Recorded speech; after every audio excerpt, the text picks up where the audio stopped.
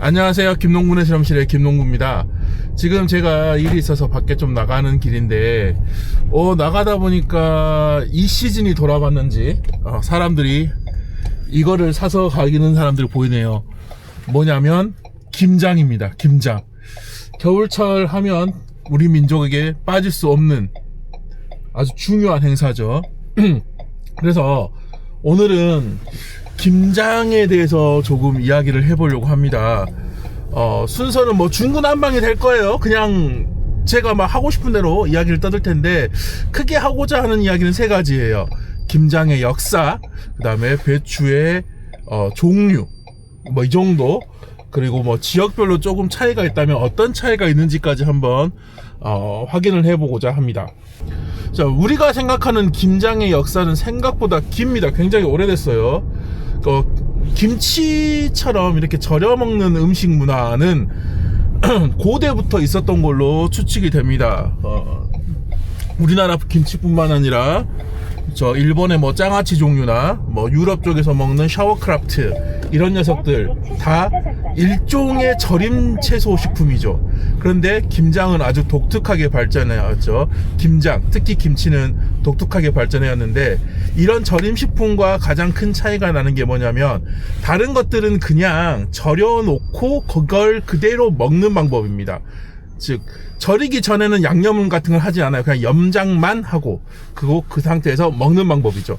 하지만 우리 김치는 뭐가 다르냐면, 절이기 전에 먼저 절이고 양념을 하고 발효라는 과정을 거치게 되는 거죠. 이 발효라는 과정 때문에 유럽에서 먹는 샤워크라프트나 뭐 일본의 절임채소, 그 다음에 다른 나라에서 먹는 절임채소류와는 구분이 되는 게 바로 그런 김치가 되겠습니다. 그래서 중국 애들이 계속 우기는 게 있잖아요. 파오차이 곁차이 김치다 라고 하는 거, 그거 헛소리인 게 뭐냐면, 파오차이는 절임 과정이 들어가지도 않고요, 절인다고 해도 아주 살짝, 즉 발효 과정이 거기에 발효 과정도 안 들어가요. 그렇기 때문에 파오차이 중국 애들은 헛소리 하고 있는 거다, 이거 한번 짚고 넘어가도록 하겠습니다. 그러면 김장은 언제부터 했는가? 우리 삼국시대 기록에 따르면 이제 삼국시대에도 김장을 했다는 기록이 있습니다.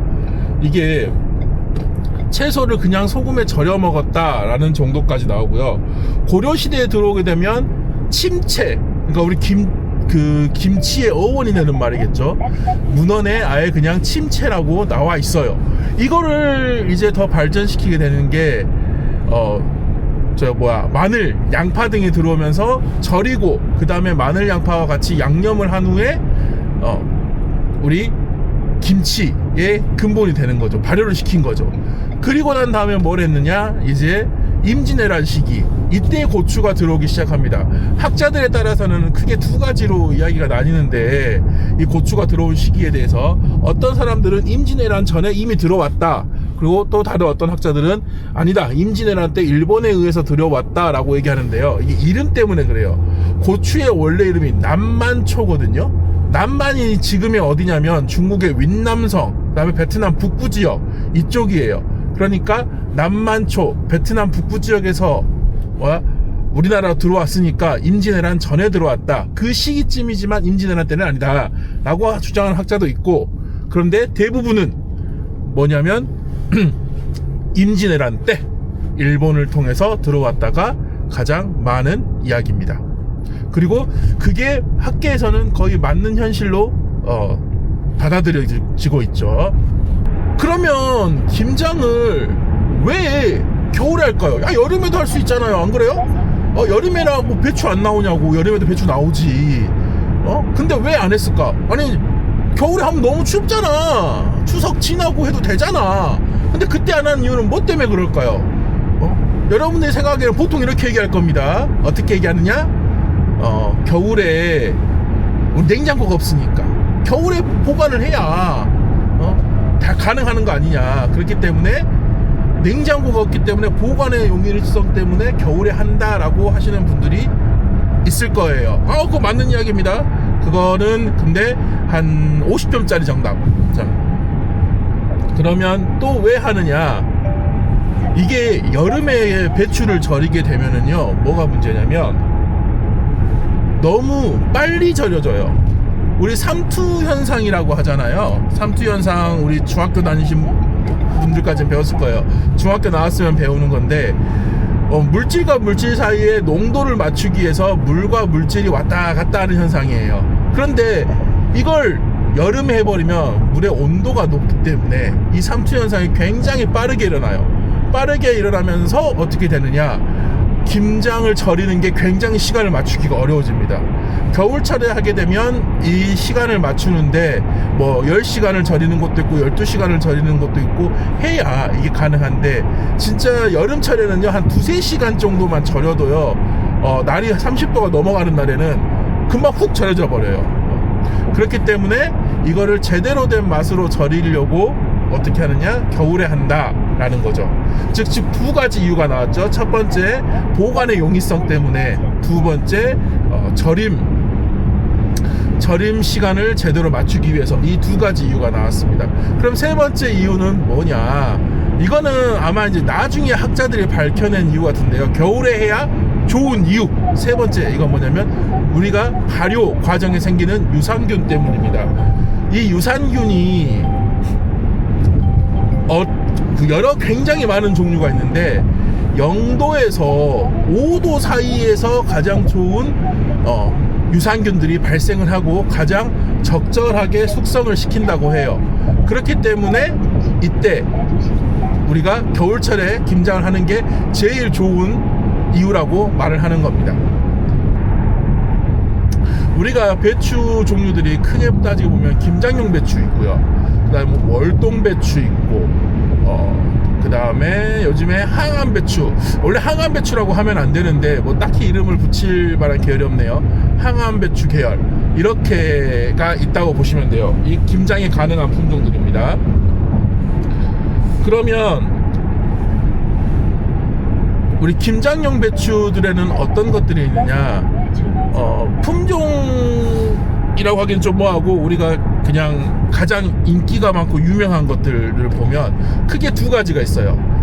불암 계열하고 그 다음에 휘파람 계열. 이 2가지가 가장 인기가 많고 가장 많이 소비를 할 겁니다. 왜냐, 이 김장 배추를 가장 많이 출하하는 지역 중 하나인 해남이나 이쪽 뭐 무안 요 아래쪽, 특히 해남이 많이 출하하죠. 해남 쪽에서 주로 사용하는 배추들 품종입니다. 근데 해남 쪽은 불암은 잘 사용을 안 해요. 휘파람을 가장 많이 사용합니다. 휘파람이 가장 좀 나온 지 오래된 배추기도 하고, 그리고 이게 계속 진화를 거듭을 해왔어요. 그래서 지금은 휘파람 골드라는 등급까지 나왔는데, 이 휘파람 골드의 특징이 뭐냐, 부드럽다라는 거예요. 그래서 옛날 어르신들이 이걸 굉장히 좋아합니다. 절였을 때 부드러운 맛이 있어서 어른들이 이게 씹기 편하시다, 그래서 이걸 굉장히 좋아하시죠. 그 다음에 브람 플러스 같은 경우는 불암 계열에서 최근에 나온 가장 최근 품종인데요. 불암 3호도 있고 불암 플러스도 있고 요즘에는 통큰 불암까지 나왔어요. 그런데 제가 봤을 때 가장 맛있는 그 불암 계열에서 맛있는 거는 불암 3호 계열이 솔직히 맛은 제일 좋습니다.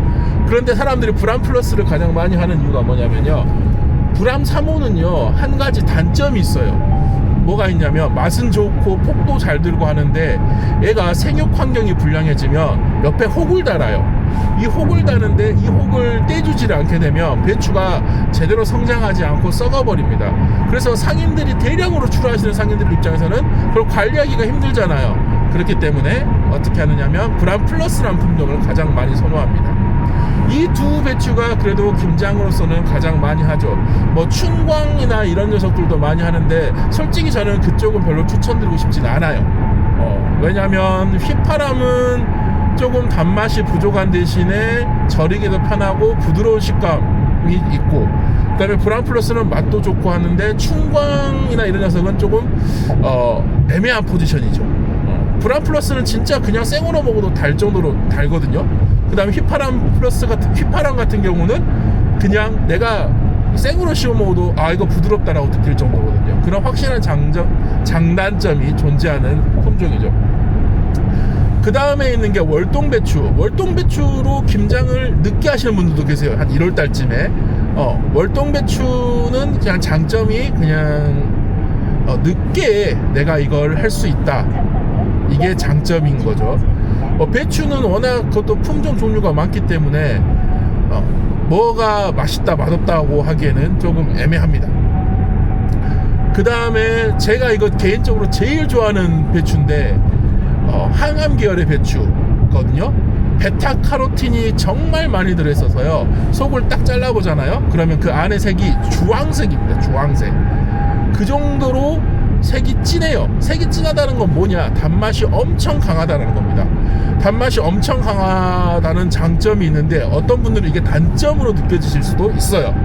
단 거 솔직히 뭐 젊은 사람들, 좀 어린 사람들 좋아하지 어르신들은 별로 안 좋아하니까, 그래서 어르신들 입장에서는 별로 선호하지 않는 품종이 이 항암 계열의 배추라고 생각하시면 됩니다.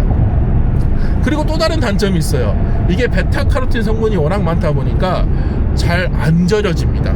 특히 겨울철에는요, 진짜 12시간 뭐 절여도 얘가 안 절여져요.